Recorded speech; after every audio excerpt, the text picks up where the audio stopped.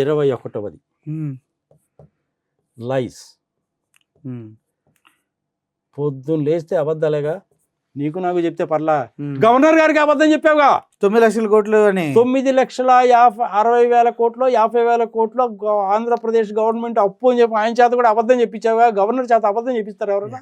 ఎవరు చెప్పిస్తారు? పోనీ నీకు ఇన్ఫర్మేషన్ తెలీదా? తెలుసు కదా, నాకు ఫింగర్ టిప్స్ మీద ఇన్ఫర్మేషన్ ఉంటది. నా ముందు డాష్ బోర్డులు ఉన్నాయంటావే, నేను రియల్ గవర్నెన్స్ అంటావే, నీకు అప్పు ఎంతో తెలీదా? నేను అడ్మినిస్ట్రేటర్ని, విజనరీని అంటారు, తెలుసు కదా అన్ని. మరి ఎవడైనా విజన్ ఉంటే 5 ఏళ్ళకి 10 ఏళ్ళకి ఉంటుంది కానీ 20 ఏళ్ళకి విజన్ ఉంటుందా? అందుకనే ఒకసారి స్విట్జర్లాండ్ నుంచి ఒక ఫైనాన్స్ మినిస్టర్ వాళ్ళ ప్రైమ్ మినిస్టర్ వచ్చాడు. ఒకసారి ప్రజలకు కూడా తెలియాలి కాబట్టి చెప్తున్నా. ఓకే. ఈ చంద్రబాబు నాయుడు గారు ఇలాగే బోర్డు మీద పెట్టి నేను అలా చేసేస్తాను ఇలా చేసేస్తాను, కంప్యూటర్లు అది ఇది పాడు పచ్చిపదలు పెండా కూడా అని చెప్పాడు. శుభ్రంగా విన్న తర్వాత అతను పోత ఏం చెప్పాడంటే, ఇలాంటి ప్రలాపనలు కనుక మా స్విట్జర్లాండ్ కనుక చేస్తే నిన్ను జైలు పాలు చేస్తారు లేదా పిచ్చి హాస్పిటల్లో పెడతారని చెప్పాడు. స్ట్రైట్ గా. వాళ్ళకి ఎందుకు ఉంటుంది ఆ మొహమాట? నాకు అర్థం కాదు. నీకు నాకు ఉంటుంది కానీ వాళ్ళకి ఎందుకు? క్లిప్పింగ్స్ ఎత్తుకో, దొరుకుతుంది. చూస్తా సార్, నువ్వు వెతుకో. ఓకే చూస్తా. మరి అట్లాంటి అబద్ధాలు చెప్తే ఎట్టా? మరి తప్పేగా. నువ్వు మన దగ్గర చెప్తే చెప్పావు, వాడు దుప్పదా. వాడు ఫారినర్ దగ్గర కూడా ఆ విధంగా చెప్తే వాడు దేశం అంతా పోయి చేయలా. 22వ కారణం కూడా చెప్తాను. చెప్పండి. నీకు మూకి అని ఒక జపాన్ దేశస్తుడు ఉన్నాడు. ఓకే. అమరావతి ప్లాన్ చేసినప్పుడు ఇతను పిలిచారు. ఇతను ప్రపంచవ్యాప్తంగా పట్టణాలని డిజైన్ చేసినటువంటి ఆర్కిటెక్ట్. టోక్యోలో ఉంటాడు అతను. అతన్ని పిలిచారు. అతను శుభ్రంగా ప్లాన్ గిని తయారు చేయడానికి సిద్ధపడ్డాడు. చేస్తున్నటువంటి దాంట్లోనే మన నారాయణ గారు లండన్ వెళ్ళి వేరే వాళ్ళని తీసుకొచ్చి వీడిని పంపించేశారు బయటికి. అతను ఏం చేశాడో తెలుసా? నేను బీహార్ గవర్నమెంట్తో వర్క్ చేశా. ఆంధ్రప్రదేశ్లో ఉన్నంత దరిద్రపు కరప్షన్ వ్యవహారము, దరిద్ర వ్యవహారము ఎక్కడా చూడలేదు అని చెప్పాడు. చెప్పడం కాదు, ప్రపంచవ్యాప్తంగా ఒక మ్యాగజైన్ ఉంటుంది. ఈ సైన్స్ టెక్నాలజీ లా మీద మ్యాగజైన్లు ఉంటాయి కదా మనకు ఉన్నట్టు. ఇండియా టుడే, బిజినెస్ ఇండియా ఉన్నట్టు వాళ్ళకి ఒక మ్యాగజైన్ ఉంది. వరల్డ్ ఆర్కిటెక్ట్స్ మ్యాగజైన్ ఉంది. అందులో 3 పేజీలు రాశాడు. 3 పేజీలా? వెతుక్కో, నువ్వు దొరుకుద్ది. అతను ఇంకా టోక్యో సిటీలోనే ఉన్నాడు, ఇప్పటికి బతికే ఉన్నాడు. మరి 1,00,000 కోట్ల జాబు ఎంత పెద్ద ఇది లాస్ట్ 14 నుంచి 19 మధ్యలో జరిగింది సార్ ఇది కదా. అవును, పెద్ద ఇష్యూ అయింది. అప్పుడు పెద్ద ఇష్యూ అయింది. నువ్వు అడిగావు కాబట్టి గుర్తొచ్చింది కాబట్టి చెప్తున్నా, లేకపోతే నాకు కూడా గుర్తురాదు. మరి ఇప్పుడు ఎన్ని పాయింట్లు వచ్చినాయి? 22 వచ్చినాయి. ఇంకోటి ఉంది. ఏంది? 20 కోట్ల. నువ్వు మాట నేను ఎందుకు రాయకూడదు చెప్పు. 20 లక్షల జాబులు ఎవరికి ఇచ్చారు? కరెక్టేనా? నేను మర్చిపోయా. 20 లక్షల జాబులు, 20 లక్షల కోట్ల పెట్టుబడి. ఇండియా టుడేకి సంబంధించిన అతను కూడా ఇంటర్వ్యూ చేశాడు మన ఈ మధ్య. నేను కూడా ఇంటర్వ్యూ చేశాను. నీకెందుకు సడన్ గుర్తుకొచ్చింది. విచిత్రమైన విషయం ఏందో తెలుసున, 23 lakh crore జాబ్స్ అని చెప్పాడు. 23 lakh crores పెట్టుబడులు, 23 lakh crores జాబులు.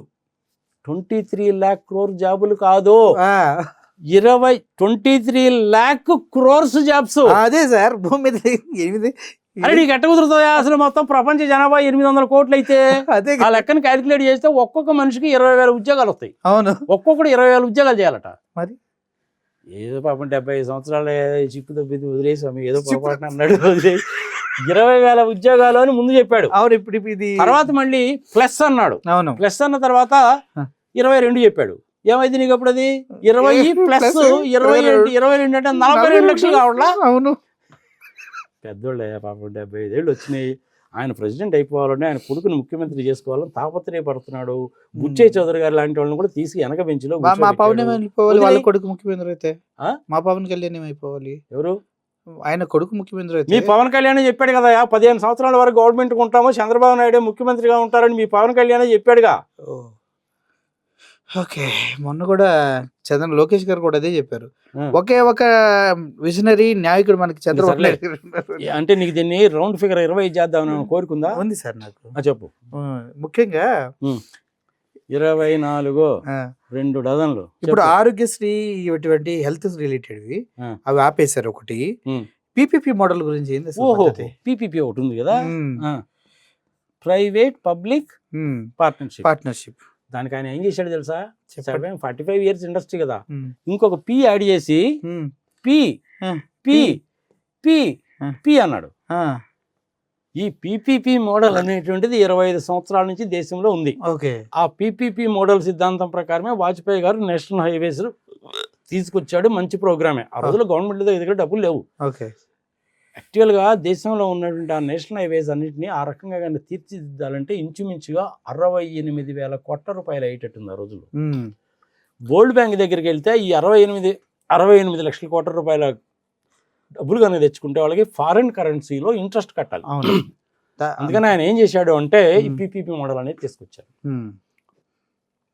దానికి స్టేట్ బ్యాంక్ ఆఫ్ ఇండియా వాళ్ళు, ఎల్ఐసి వాళ్ళు, ఇన్సూరెన్స్ కంపెనీస్ వాళ్ళు అందరూ ఇస్తారు. 20 రూపాయలు అంటే అర్థం కావాలి కాబట్టి చెప్తున్నా. 20 రూపాయలేమో నేను పెట్టుకుంటా, 80 రూపాయలు లోన్ తీసుకుంటా, 25 ఏళ్ల పాటు టోల్ గేట్లు కలెక్ట్ చేసుకుంటా. బాగా సరిపోయింది కదా. అది పీపీపీ మోడల్ అంటే ప్రైవేట్ పబ్లిక్ పార్ట్నర్షిప్. ఇది ఎక్స్ట్రా పీ మరి ఎందుకు యాడ్ అయింది ఇక్కడ చెప్తా. People private, people public private partnership. ఈ పీపుల్ అన్నా పబ్లిక్ అన్నా ఒకటేగా. అవును. అంటే పీపుల్ సపరేట్ గా పబ్లిక్ సపరేట్ గా ఉంటారా? కదా, ఒకటే కదా రెండు. మరి అదే మరి ఎక్స్ట్రా తెలియదేట్లంటే 75 years ఏజ్, 45 years ఇండస్ట్రీ కదా. అందరికంటే నేను కొత్తగా చేయాలి, కొత్తగా ఇన్వెంట్ చేయాలి, అందుకని చెప్పి చేశాడు. అంటే నువ్వేమనుకోవాలి అప్పుడు? చంద్రబాబు నాయుడు గారి దృష్టిలో పబ్లిక్ అన్నా పీపుల్ అన్నా ఒకటి కాదు, రెండు వేరే వేరు. సరే పీపుల్ అందరు కలిసి పబ్లిక్ అయ్యారనుకో, మరి పీపుల్ ఎవరు? లేరు. కొన్ని పబ్లిక్ అంతా కలిసి పబ్లిక్ అంటే it is nothing but people అన్నారు అనుకో, మరి పీపుల్ ఏరి లేరు. మరి పీపుల్ అన్నా పబ్లిక్ అన్నా ఒకటేగా. మరి 4 పీలు ఎందుకు నీకు? ఎక్స్ట్రా తెలియదు అట్లా అంటున్నారుగా. అదే ఆయన విజన్. నేనేమంటానంటే దీనికి ఇంకొక పీ కూడా యాడ్ చేసుకో. ఈ పీ ఏంటి తెలియదు సార్ నాకు. 4 పీలకే బుర్రపాడైంది, ఇంకో పీ యాడ్ అయితే. So people public private partnership కదా. దీనికి ఇంకో పీ ఏంటంటే పనికి మాలిన పీపుల్ ప్రైవేట్ పబ్లిక్ పార్ట్నర్షిప్. మరి పనికి మాలిన ప్రోగ్రామ్ కాకపోతే 4 పీలు ఏంది నాకు అది. పీపీపీ అంటే సింపుల్ గా ఉంది, పబ్లిక్ ప్రైవేట్ పార్ట్నర్షిప్ చక్కగానే ఉంది. Public is nothing but people అందరు కలిస్తేనే పబ్లిక్ అవుతారు. ప్రజల యొక్క సమూహము ప్రైవేట్ వాళ్ళ సమూహము, వాళ్ళిద్దరి మధ్య పార్ట్నర్షిప్. అది అర్థవంతంగా ఉంది. మరి ఇట్లా నువ్వు 4 పీలు పెట్టి పీపుల్ పబ్లిక్ ప్రైవేట్ పార్ట్నర్షిప్ అంటే మరి పిచ్చి అంటారా ఏమంటారు చెప్పబోయా? నువ్వు నిష్పక్షపాతంగా నీ గురించి పిచ్చి అంటారు సార్ దాన్ని, కానీ అనకూడదా? ముఖ్యమంత్రి స్థాయిలో ఉన్న మనిషిని నువ్వు ఆ విధంగా అనకూడదు. కేసులు పెడతారు నీ మీద. కానీ బాలకృష్ణ గారు సాక్షాత్తుగా అసెంబ్లీలో మటుకు సైకో గాడు అనొచ్చు, తప్పులేదు. అందుట్లో ఉపసభాపతి ఏమో బాగా చెప్పారు బాబు అంటాడు. అది మటుకు తప్పు కాదు, అది మటుకు తిట్టడం కాదు. నేను ఇదిగో ఇదంతా ఎందుకు కానీ నా సెల్ ఫోన్ ఏది? నా సెల్ ఫోన్ పట్టరా అసలు వీళ్ళు ఇదిగో ఎందుకు 24 అయిపోయినాయా? ఒక్కటే ఇదిగో 25 చేస్తున్నా. చేయండి సార్. 3rd class language. అబ్బా ఇది 25. అబ్బా 3rd class లాంగ్వేజ్ అంటే ఏంటి సార్? ఎక్స్ట్రా లాంగ్వేజ్ లాగా వస్తుందా? అబ్బాయి 3rd class లాంగ్వేజ్ అంటే ఎక్స్ట్రా క్లాస్ లాంగ్వేజ్ అనేది కాదు.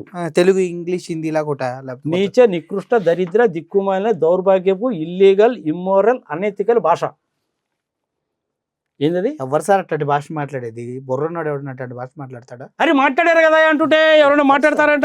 సుబ్రహ్మణ్య శాస్త్రి నువ్వు బయలుదేడినా మురళి చూపిస్తాగు నీకు వాళ్ళు మాట్లాడిన భాష భాష. బుద్ధున్న వాళ్ళు చూపిస్తాగు నీకు. తగులుబాజీ, దరిద్రం, చెత్త కాదు సార్.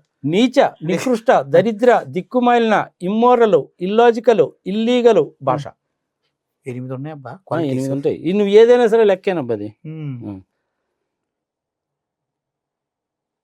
ఇప్పుడు నేను నీకు అది కూడా చూపిస్తా చూడు. ఏమి భాష మాట్లాడాడు అనేది ఒక సెకండ్ టైం నువ్వు మరి తొందరపడబాక. నేను పడిన అసలు నాకు అది వినడానికి నాకు లోపల తిప్పేస్తుంది ఇలా మీరు ఇన్ని క్వాలిటీస్ చెప్పిన తర్వాత. అది నేను ప్రత్యేకంగా రికార్డ్ చేసి పెట్టుకున్నా. అప్పుడప్పుడు వింటారా ఏంటి? ఎవరు? మరి రాత్రిపూట 2ంటికే కానీ నిద్రపోయేది. కొంచెం ఇటు తిరగండి సార్, కెమెరా పేపర్ ఉంటారా? బూతుల రాజ్యం, ఓ ఏమా, టీడీపీ శాంతి వచనాలు ఓ ఇదిగో వినిపిస్తాయి. ఆ భాగ్యం నాకు ఈరోజు కలిగించారు మొత్తానికి. ఆ భూతాన్ని భూస్థాపితం చేశానంట. చేశారా? చేస్తారా? చేస్తున్నాను అని చెప్పాను, చేస్తానని చెప్పాను. ఏం పోతాను సార్? రాయర్తో ఓ ఓ, ఓ. నువ్వు మొత్తం విను. చేపించే బాధ్యత ఈ లోకేష్ తీసుకుంటాడు. పళ్ళు రాలగొడతాను కొడకల్లారా, ఒక్కొక్కడికి చెప్తున్నా. వంటకి కోసం మెడ పిసికి తొక్కి కింద నొక్కేస్తాం కొడకల్లారా. ఊడిపోయిందని చావలేదు, మంచిగా ఊడిపోయిందని చావలేదు, మంచిగా చంద్రబాబు నాయుడు ముఖ్యమంత్రి కావాలి, ఇది నా ధ్యేయం. ఏమైనా చేస్తాను, అవసరమైతే మరణమైనా చేస్తాను. ఎవరు సార్ ఈ ఆవేశపడితే? జగన్మోహన్ రెడ్డి తల ఎప్పుడు తెగనెరకాలా అని నేను ఎదురు చూస్తూ ఉన్నాను. ఇప్పుడు మనం కొడితే ఏమైతుంది? ఉద్దికి ఉద్దికి ఉద్దికి ఊరిడిపిస్తా ఊరిడిపిస్తా. ఇప్పుడే ఉందా చేసి దివాకర్ రెడ్డి కొడాలని అంబటి రాంబాబు భౌతికంగా నిర్మూలించాల్సినటువంటి అవసరం ఉంది. దానికోసం ఈ వేదిక నుంచి ఒక 50 లక్షల రూపాయలు సూపర్ ఇస్తున్నారు.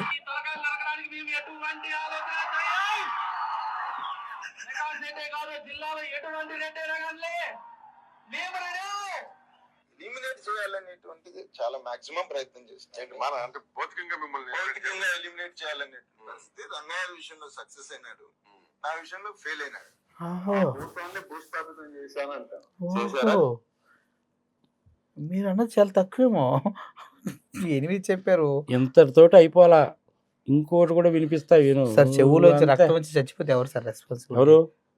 మరి అంత అద్భుతంగా ఒక్కసారి అన్ని తట్టుకోలేకపోతున్నాను సార్. నువ్వు ఆవేశపడబాక. నువ్వు సగమే ఉన్నావు. నువ్వు ఇంకొకటి కూడా వినిపిస్తాయి. ఈరోజు నాకు అదృష్టం ఒక రేంజ్ లో పట్టింది సార్ వల్ల. సరేండి. अरे भाई खुद की ही गाड़ी की ग्लास क्यों फोड़ रहे हो? ये ग्लास फोड़ के फिर से ఇదంతా ఎడిటైజ్మెంట్ లేదు. होगा इस ग्लास रिपेयरिंग के కానీ అచ్చెన్నాయుడు గతంలో ప్రతిపక్షంలో ఉన్నప్పుడు ఏకంగా అందరి సభా సాక్షిగా ఆయన పోలీసులను ఉద్దేశించి ఇంత మంచిగా ఈ రోజు ఏ పోలీసులను వాళ్ళు వాడుకొని ఇబ్బంది పెద్ద మాట అన్నాడు. ఏ పోలీసులను అండగా పెట్టి పట్టాభిరామేమో ఒక మాట అంటే, ఈ బాచుల అర్జునుడు అనే ఈ వ్యక్తి అయితే మధ్యంత దారుణంగా పిల్లల పట్ల కూడా గౌరవం లేదు. అంటే వీళ్ళు మనసులోనేనా నిజంగా అన్నమే తింటున్నారా ఈ మాదిరిగా మాటలు ఇక్కడ ఉన్నాడు చూడు, ఎల్లో షర్ట్ వేసుకుని బోర్షడికే. కఠిన మాటలు మనం వింటున్నప్పుడు కానీ వీళ్ళు నాకు కూడా 2-3 సార్లు తారసపడ్డాడు పడ్డారా ఈ బోర్షడికే గారు. బస్సు టికెట్ రా అనాల్సి. మంచి పదం అన్నాడు కదా, మనం అంటే మంచి పదం అంటున్నాడు కదా, తప్పే కదా. సంస్కారం లేకుండా వాళ్ళు అన్నారు కదా, మనం కూడా అంటే ఏం బాగుంటుంది. సూపర్ సార్, మంచిగా చెప్పారు. అర్థం కావడం లేదా మనకు? ఇది చరిత్ర ఎప్పుడు కూడా కాలం అన్నిటికీ సమాధానం చెప్తుంది. సమయం బాగాలేనప్పుడు ఓపికగా వెయిట్ చేయాలి. సత్తు ముఖ్యమంత్రి స్థాయిలో చంద్రబాబు నాయుడు గారు ప్రస్తుతం ఉన్నారు. అప్పుడు ప్రతిపక్షంలో ఉన్న టీడీపీ అధినేత చంద్రబాబు నాయుడు గారు ఏ రకంగా మాట్లాడారు, ఇంకా అదే సంగతి. దారుణంగానైతే ఇంకోటి ఏదో చూపించారు సార్. ఇంకోటి కాదు, ఇంకొకటి కూడా ఉంది. జగన్మోహన్ రెడ్డి నీ పుట్టుకే అనుమానం. తప్పుడు పుట్టుక అంటే ఏంది ఆయన ఉద్దేశం సార్? నువ్వు బలివాడు అట్లాంటి అయినా అడగకూడదా నువ్వు అంటుంటే పాసు కాలే. నువ్వు బలివాడువేనా నువ్వు అట్లాంటి అయినా అడగకూడదు అంటుంటే? అంటే 75 సంవత్సరాల ఏజ్ వచ్చిన తర్వాత నేనైతే అటువంటి మాటలు మాట్లాడినాము నాకు తెలిసి. చిప్పు దొబ్బితే ఏం చేస్తారు? ఆయన ప్రెసిడెంట్ అయిపోవాలి, ఆయన కొడుకు ముఖ్యమంత్రి అయిపోవాలి, ఎవడో నోరైతే మాట్లాడకూడదు. అదే మోడీ గారు, అమిత్ షా గారు చాలా కేర్ఫుల్ గా వాచ్ చేస్తున్నారు. పడే దెబ్బ ఎట్టడంతో తెలుసా, పాతాడానికి పోతారు. కానీ ఇన్ని కారణాలు ఉన్నప్పటికీ, ఆల్మోస్ట్ 25 రీజన్స్ ఉన్నప్పటికీ కూడాను వాళ్ళు కొన్ని కారణాలను చూస్తారు. రాష్ట్రం యొక్క ఆర్థిక పరిస్థితి ఎలా ఉంది, శాంతి భద్రతలు ఎలా ఉన్నాయి, చెప్పిన అబద్ధాలు ఎట్లా ఉన్నాయి, అప్పుల సంగతి ఏమిటి, గవర్నమెంట్ ఎంప్లాయీస్ సంగతి ఏమిటి, పోలవరం సంగతి ఏమిటి, అమరావతి సంగతి ఏమిటి, చేసిన ప్రామిస్లు ఏమిటి, గవర్నమెంట్ జీవోలు ఎందుకు దాచేస్తున్నారు, జడ్జిమెంట్స్ని ఎందుకు దాచేస్తున్నారు, లడ్డు విషయంలో ఇంతసేటు రిపోర్ట్ వచ్చినా సుప్రీంకోర్టు అంటే లెక్కలేదు, సిట్ అంటే లెక్కలేదు, సిబిఐ అంటే లెక్కలేదు, ఏంటి అసలు మీ సంగతి అని మొత్తం కూడా 1, 2, 3 వేసుకుంటారు. ఓకే, అప్పుడు ఒక కంక్లూషన్కి వచ్చిన తర్వాత రాష్ట్రపతి పాలన పెట్టాలా లేదా, పెట్టాలి అనేసరికి సాలిడ్ రీజన్స్ ఏంటి అనేటువంటిది వెతుకుతారు. అప్పుడు చేస్తారు చెప్పి.